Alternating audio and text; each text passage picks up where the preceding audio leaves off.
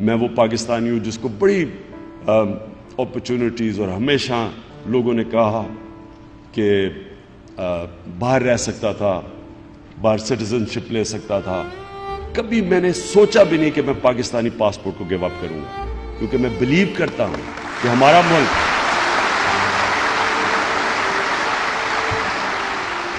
میرا پیسہ میں نے باہر کمایا، پروفیشنل کرکٹ کھیلتا تھا، سارا میرا پیسہ پاکستان میں، سب کچھ بیچ کے یہاں، کیونکہ میں نے فیصلہ کبھی بھی میرے ذہن میں یہ سوچ بھی نہیں آئی کہ پاکستان کے علاوہ میں کہیں رہوں گا. اور وہ اس لیے کہ میں پاکستان کے ساتھ بڑا ہوں. میں نے اس ملک کو اوپر جاتے دیکھا.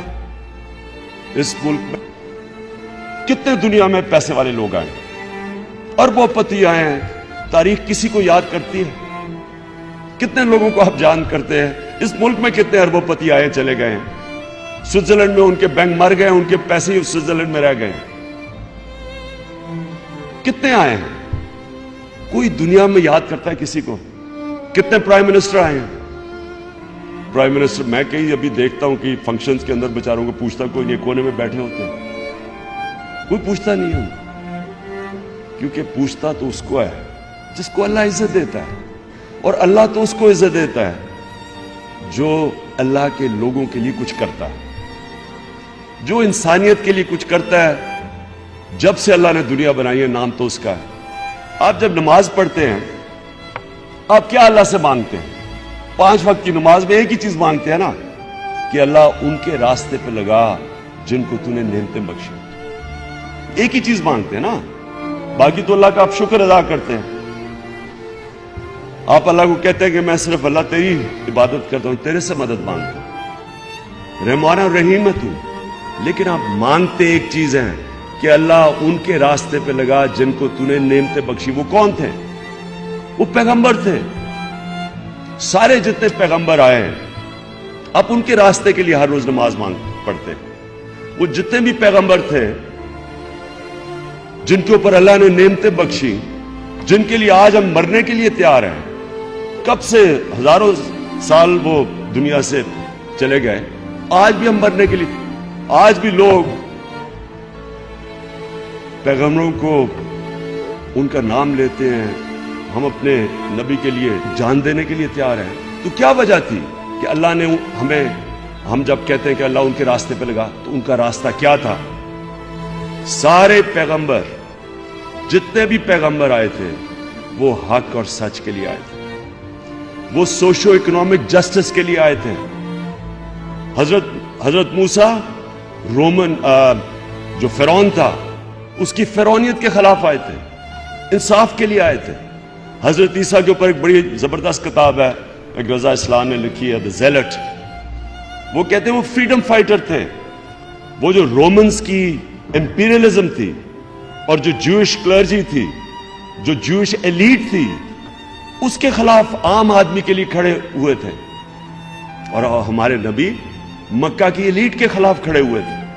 وہاں بھی بڑا امیر تھا اور غریب تھا. تو آپ کا جو مقصد ہے، جس طرح ابن خلدون کہتا ہے کہ انسان کا دنیا میں مقصد ہی ایک ہے، to fight for a just society, انصاف کے لیے کھڑے ہو. یہ سارے پیغمبروں کا بھی یہ مقصد تھا. یہ آپ کا بھی اللہ نے جو دنیا میں بھیجا ہے. اپنے سے پوچھیں کہ میں اس دنیا میں کیا کر رہا ہوں؟ آپ دنیا میں ایک عدل اور انصاف کے نظام کے لیے آئے ہیں. اور دیکھیں، سب سے پہلے تو آپ کو سب کو ایک چیز سمجھنی چاہیے کہ اللہ نے آپ کو اشرف المخلوقات بنایا ہے، آپ کو فرشتوں سے بھی اوپر بنایا ہے. مولانا رومی کہتا ہے کہ انسان جب اپنے نفس پہ اور میں پہ قابو پا جاتا ہے تو فرشتوں سے بھی اوپر چلا جاتا ہے. لیکن جب وہ اپنی میں کا غلام بن جاتا ہے وہ جانوروں سے بھی نیچے چلا جاتا ہے.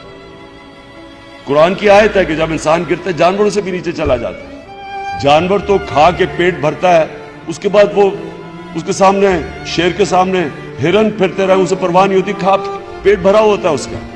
یہاں تو پیٹ ہی نہیں بھرتے جانوروں کے، کیونکہ جب انسان میں انسانیت نہ ہو وہ عقل مند جانور رہتا ہے. انسان تو انسان تب ہے کہ جب اس میں انسانیت ہو. جانور بھی آتا ہے دنیا میں, کھاتا ہے, بچے پیدا کرتا ہے اور مر جاتا ہے.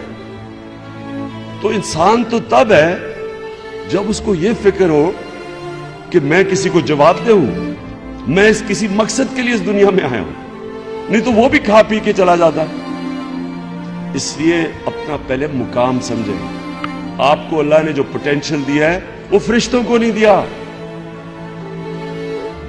مولانا رومی کی ایک سینگ ہے کہ جب اللہ نے آپ کو پر دیے ہیں, انسانوں کو کہتا ہے, جب اللہ نے آپ کو پر دیے ہیں تو زمین پہ کیوں رینگ رہے ہو, کیڑوں کی طرح کیوں رینگ رہے ہو, جب آپ جس طرح اقبال کہتا ہے آپ شاہین بن سکتے. تو دیکھیں یہ بڑا ضروری ہے سمجھنا کہ انسان ایک بڑا انسان بنتا کیسے, لیڈر بنتا کیسے. اور وہ سب سے بڑی چیز یہ ہوتی ہے کہ وہ ایک بڑا انسان بڑی سوچ رکھتا ہے. جتنی آپ کی بڑی خواب اتنا بڑا انسان. اگر آپ کی سوچ ہی چھوٹی سی ہے, میں کھا پی کے چلا جاؤں گا, تو آپ اتنا ہی ہے جتنا مرضی انٹیلیجنٹ ہو. جتنی آپ کی بڑی خواب اور ڈریم اور سوچ ہوگی ادھر ہی آپ پہنچیں گے. اب جو ڈریم بڑی ہوتی ہے وہ ہمیشہ اس آدمی کی ہوتی ہے جو اپنی میں سے باہر نکلتا ہے, جو اپنا سوچتا ہے, جو میں پہ فیصلے کرتا ہے. کتنے دنیا میں پیسے والے لوگ آئے, اربوں پتی آئے ہیں, تاریخ کسی کو یاد کرتی ہے. عمران خان کرکٹ سٹار, صرف تھوڑی سی کرکٹ کے اوپر باتیں کر کے کروڑوں روپیہ سال کا کما سکتا تھا. اس کو تو کچھ کرنے کی ضرورت نہیں تھی. اس کو کیا ضرورت پڑی تھی ہاسپٹل بنایا, بھرا بھرا پھرے, یہ گندے گندے لوگوں سے گالیاں کھائے, کیا ضرورت تھی اس کو. کرپٹ لوگوں سے, بے شرم لوگوں سے, جو کہ کوئی ان کو فکر نہیں ہے کہ بچارے آدھی آبادی ہماری ملک کی 2 وقت کی روٹی نہیں کھا سکتی. آدھی آبادی پوری ہائٹ پہ نہیں پہنچتی کیونکہ کھانا پورا نہیں ملتا. سٹنٹڈ گروتھ ہے آدھی 50% پاکستانیوں کی. 2.5 کروڑ پاکستانی بچے اسکولوں سے باہر ہیں.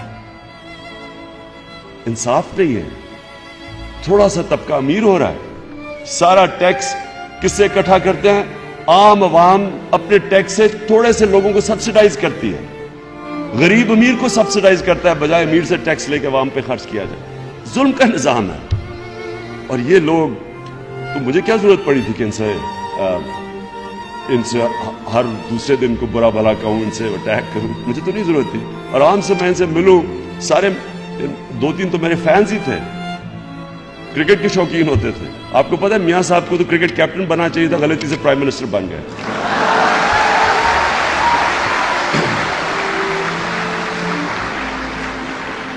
اس لیے یاد رکھنا, یہ لا الہ الا اللہ میں پورا فلسفہ ہے.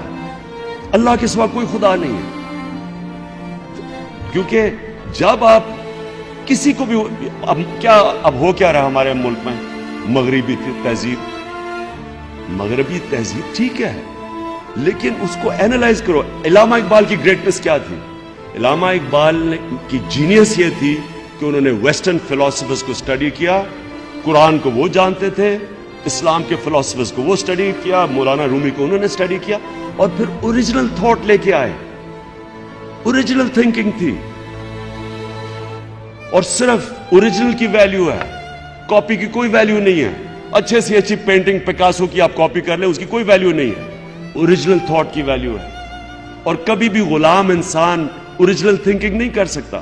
جب آپ کسی تہذیب کے غلام بن جاتے ہیں, آپ اچھے غلام ہی بن سکتے ہیں.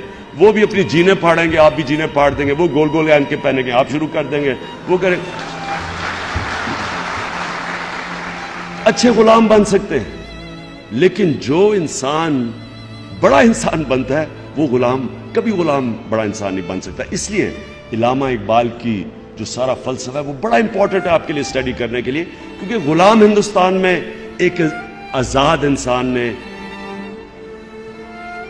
ایک غلام ہندوستان میں آزاد انسان نے اپنی فلسفی لے کے آیا, اسٹڈی کر کے مغرب, اور ابھی بھی آج علامہ اقبال کو پڑھیں تو آج بلکہ زیادہ اس سے زیادہ ایپٹ ہے جو پہلے تھا, کیونکہ تب تو میں تو حیران ہوتا ہوں کہ غلام ملک کے اندر کیسا آزاد سوچ تھی, قائد اعظم کی سوچ دیکھ, علامہ اقبال کی دیکھ.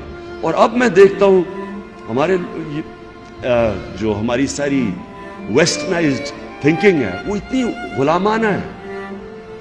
تو برے وقت کو ہینڈل کرنا, ہار نہ ماننا, غلطیوں کو اینالائز کرنا, اور اینالائز ایسے کرو کہ آپ اپنے بیسٹ کرٹک ہو. آپ کو کسی کی کرٹیسزم یا آپ میں ابیلٹی ہونی چاہیے. مثلا آپ کے یہاں فیکلٹی بیٹھی ہوئی ہے, میں جب آپ نے جب فیل کرے کہ مجھے برا وقت ہے, آپ کو پتا ہونا چاہیے کون سی فیکلٹی سے مجھے کون سا ایڈوائس ملے گا. یہ آپ میں کیپیبلٹی ہونی چاہیے. یہ سب سے بڑی امپورٹنٹ چیز ہوتی ہے کہ آپ کی اگر انالیسس ٹھیک ہوگی, آپ صحیح راستے میں, آپ اپنی غلطیوں کی صحیح نشاندہی کریں گے, آپ پھر کھڑے ہو جائیں گے. یہ ہوتا ہے اگر آپ کی انالیسس غلط ہو جائے, اور وہ عموماً یہ ہوتا ہے کہ آپ ڈیمورلائز ہو جاتے ہیں. ہار آپ کو جب ڈیمورلائز کر دیتی ہے تو ڈیمورلائزیشن میں آپ غلطیاں کرتے ہیں, آپ کمپرومائز کرتے ہیں. مجھے بڑی دفعہ لوگوں نے کہا عمران صاحب آپ اکیلے نہیں کچھ کر سکیں گے. یہ دیکھیں نا, یہ نون لیگ اور بس دو پارٹی کبھی ٹو پارٹی سسٹم میں تھرڈ پارٹی نے کبھی بریک تھرو نہیں کیا. کبھی امریکہ میں دیکھ لیں وہی ہیں ڈیموکریٹس ریپبلکن, انگلینڈ میں دیکھ لیں وہی کنزرویٹو لیبر ہیں, کوئی ساری پارلیمنٹری ڈیموکریسی میں دیکھ لیں. تو مجھے سارا وقت کہتے رہے کہ جی ان کے ساتھ مل جائیں, اور وہ بھی دعوت دیتے تھے. لیکن اگر میں ان کے ساتھ مل جاتا, آج میں یہاں نہ کھڑا ہوتا.